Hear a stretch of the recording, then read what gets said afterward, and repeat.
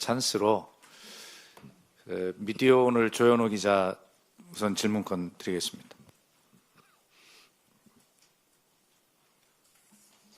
안녕하십니까. 미디어오늘의 조현호 기자입니다.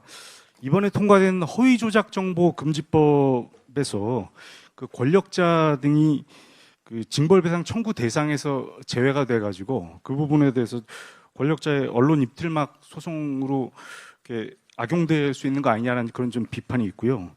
유통이 금지되는 그 허위 정보 요건 중에 그 공공의 이익이 그 공공의 이익을 침해한다는 그 요건이 있는데 이게 이제 명확성과 과잉금칙의 원칙에 위배된다는 또 그런 지적도 있습니다. 이게 다 이제 야권이나 그 정의당이라든지 이런 데서 나온 지적이고요. 언론계에서도 또 이런 지적이 나오고 있습니다. 그리고 이런 그 지적을 바탕으로 해서 대통령이 제2요구권을 행사해야 하는 거 아니냐라는 지적까지 이어지고 있는데 이 부분에 대해서 다시 한번 혹시 생각해 볼 여지가 있는 건지 아니면 어떤 견해이신지 한 말씀 부탁드리겠습니다.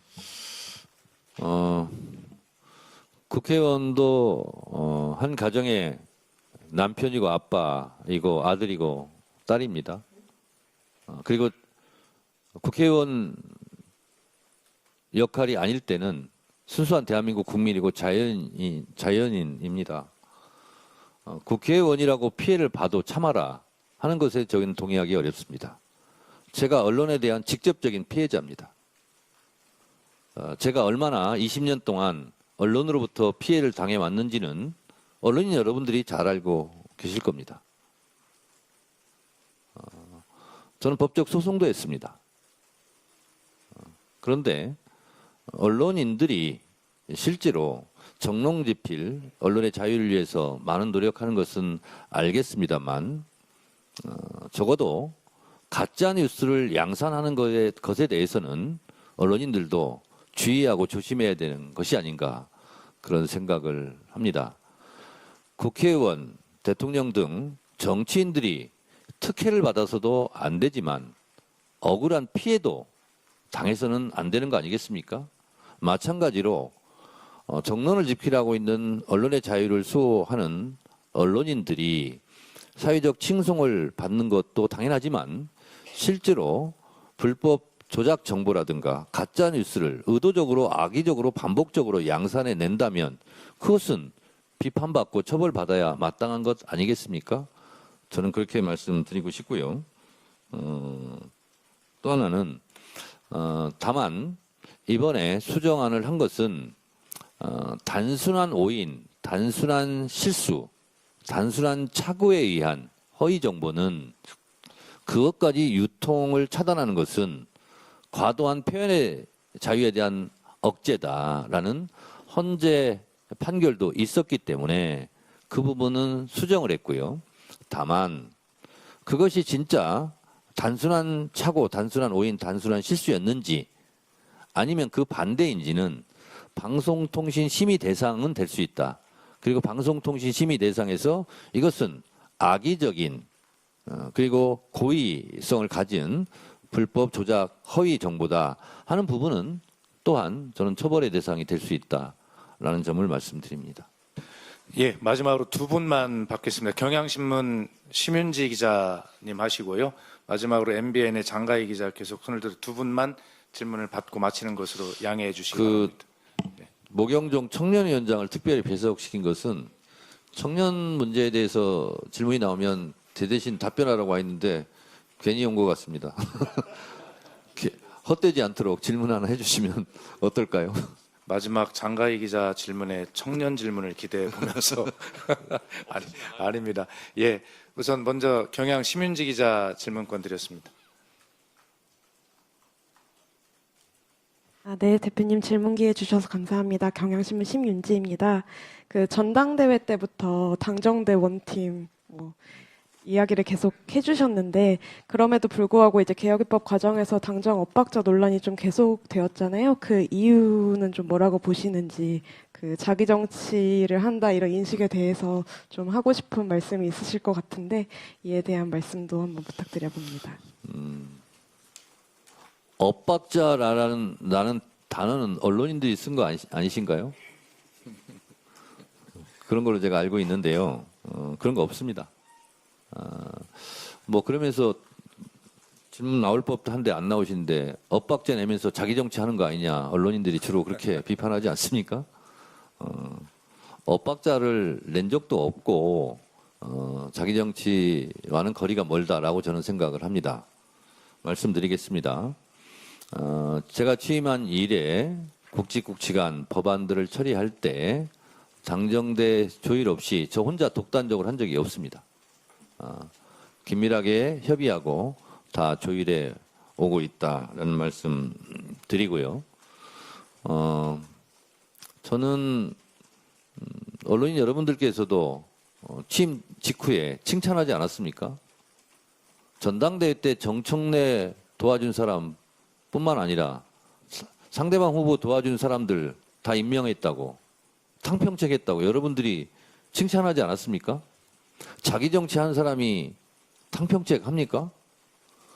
지금까지 민주당 전당대회 직후 당직 인선에 대해서 언론의 비난이나 비판을 안 받은 사람이 저 같은데요.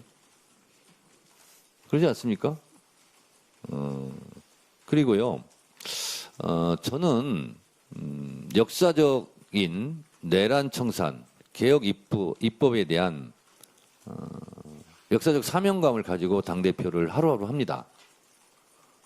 이런 내란 청산과 개혁 작업이 저 개인의 이익이고 저의 자기 정치입니까? 그것은 아니지 않습니까? 그래서 그것은 갈라치기 하려고 하는 일부 세력들의 드실 수 있겠다라는 생각이 들고 바다는 비에 젖지 않는다라는 심정으로 묵묵하게 하루하루 당대표 임무를 다하고 있을 뿐입니다. 대표님께서 2분 정도 더 받으신 이유가 이 질문이 나올 때를 기다렸었던 것 같습니다. 아니 그런 건 아닌데 아니 왜냐하면 우리 기자님들에게 평소에 제가 좀 미안한 마음이 있었습니다. 어떤 거냐면 보통 당대표 취임하고 100일 되면 기자회견도 하고 또 언론인들하고 또 인터뷰도 하고 또 식사도 하고 이렇게 하는데 제가 지금까지 그것을 자제해 왔습니다. 그 이유는 지금은 이재명 대통령님의 시간이고 그리고 이재명 대통령이께서 국무회의나 또 업무보고나 타운홀 미팅이나 이런 대외 행사를 많이 하시지 않습니까? 그래서 저는 역으로 자제해야 되겠다 이런 생각을 했습니다. 그리고 언론인 여러분들 만나면 오프 더 레코드 이렇게 딱 걸어도 때로는 다 보도하거나 다 정보 보고 하지 않습니까? 근데 이것이 당정대 원팀으로 가는데 혹시 도움이 되지 않으면 어떡하나 그런 마음이 있었습니다. 그래서 정치인들은 다 자기가 돋보이고 싶고 자기 말이 많이 언론에 보도되고 싶고 그러지 않겠습니까?